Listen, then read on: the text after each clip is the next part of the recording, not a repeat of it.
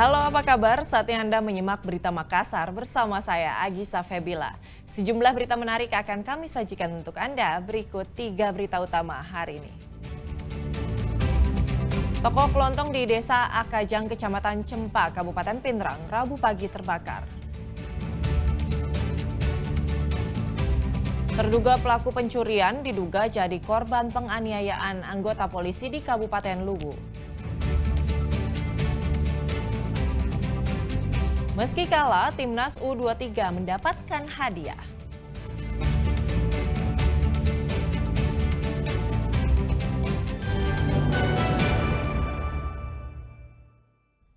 Satu unit toko kelontong di Desa Akajang, Kecamatan Cempa, Kabupaten Pindrang, Rabu pagi terbakar. Penyebab kebakaran diduga berasal dari kabel yang mempercikan api dan menyambar bensin.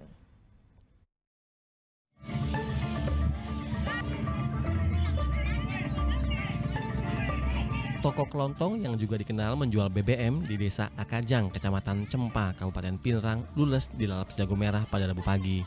Kebakaran yang cepat membesar ini pun sempat membuat warga sekitar panik. Sebelum pemadam datang, warga berusaha memadamkan api dengan seadanya. Kobaran api bahkan sempat menyambar bangunan yang berdampingan dengan toko kelontong. Diduga penyebab kebakaran akibat adanya percikan api dari kabel yang terkelupas dan menyambar BBM yang akan dijual. Kronologis kejadiannya ini pada saat mengisi bensin ada percikan kapal, akhirnya merembet ke toko mereka. Ada berapa rumah Pak yang Saya lihat ini 2 bangunan Pak. Bangunan yang paling parah satu karena dia menimpa toko.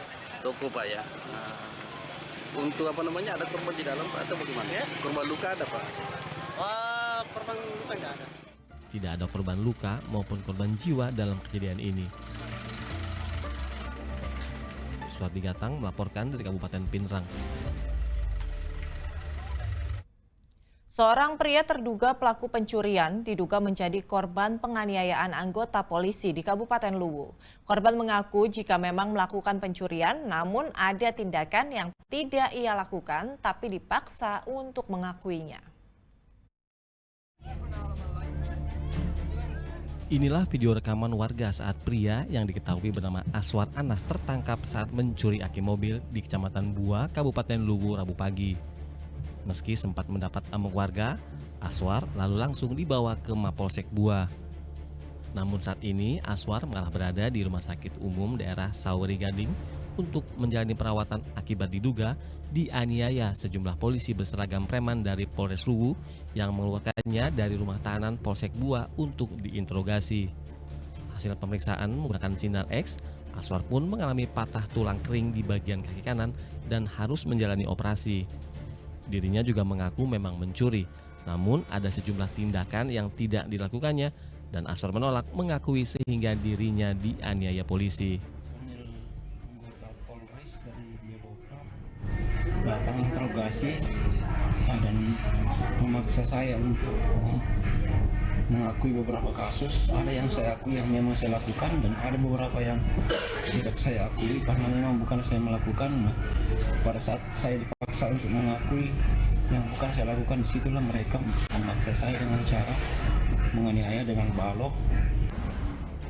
Sementara pihak kepolisian mengklaim jika Aswar Anas merupakan residivis kasus pencurian dan terkait kasus penganiayaan yang dilakukan oleh oknum polisi masih dalam penyelidikan internal Polres Luwu. Yang bersangkutan memang adalah residivis dari kasus pencurian, di mana yang bersangkutan diamankan oleh warga pada saat akan melakukan aksinya, yaitu melakukan pencurian aki mobil di Kecamatan Bua, kemudian sempat diamuk oleh warga, diamankanlah dibawa ke Polsek Bua terkait dugaan penganiayaan yang dilakukan oleh oknum anggota Polri, bahwa hal ini sementara dalam penanganan oleh pihak Propam Polres Luwu.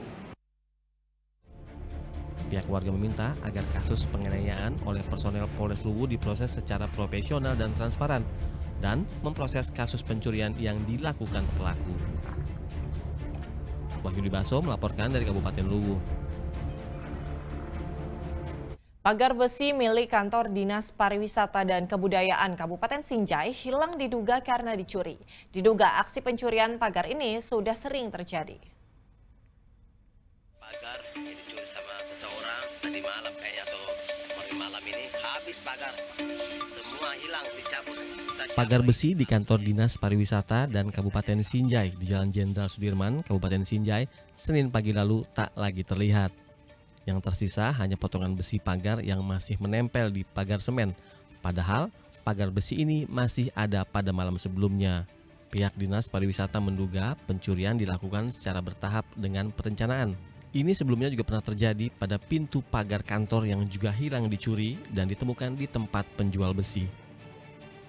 Ya, kita tidak tahu apakah kemarin malam atau kemarin dulunya karena pada saat tadi pagi untuk kerja bakti teman-teman tahu-taunya hilang yang paling di pinggir karena masih ada berdiri sekalinya dilihat ternyata sudah tidak ada kayak sih belum dilaporkan tapi sudah ada polisi ya spontan tadi kita langsung merekam itu video karena lantaran emosinya ini perasaan kan selalu hilang terus ndak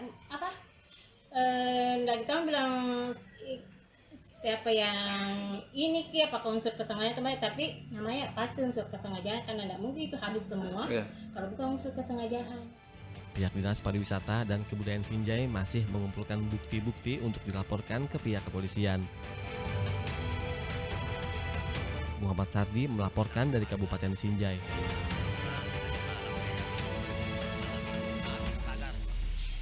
Ada yang punya lebih dari satu rekening bank, tapi sebagian diantaranya nggak aktif. Hati-hati ya, rekening pasif yang tercatat nggak ada transaksi selama 3-12 bulan berpotensi diblokir oleh PPATK.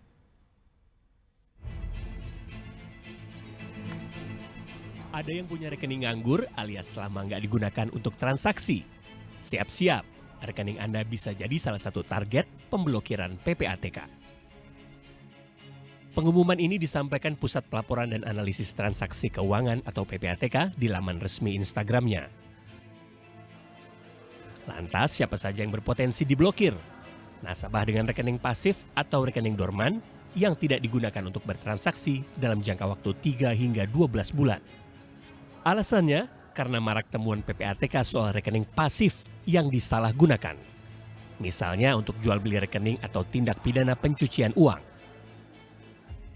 Menurut Kepala PPATK Ivan Yustiavandana, pada tahun 2024 terdapat lebih dari 28.000 rekening yang berasal dari jual beli rekening yang digunakan untuk deposit perjudian online. Tapi nggak perlu khawatir, rekening-rekening yang diblokir masih bisa direaktivasi atau diaktifkan kembali. Langkah pertama, isi formulir keberatan, lalu datang ke bank terkait untuk melampirkan dokumen persyaratan. Barulah PPATK akan memeriksa database profiling nasabah di bank. Dan proses review akan memakan waktu 5 hingga 20 hari kerja sebelum rekening diaktifkan kembali. Tim Liputan 6 SCTV melaporkan.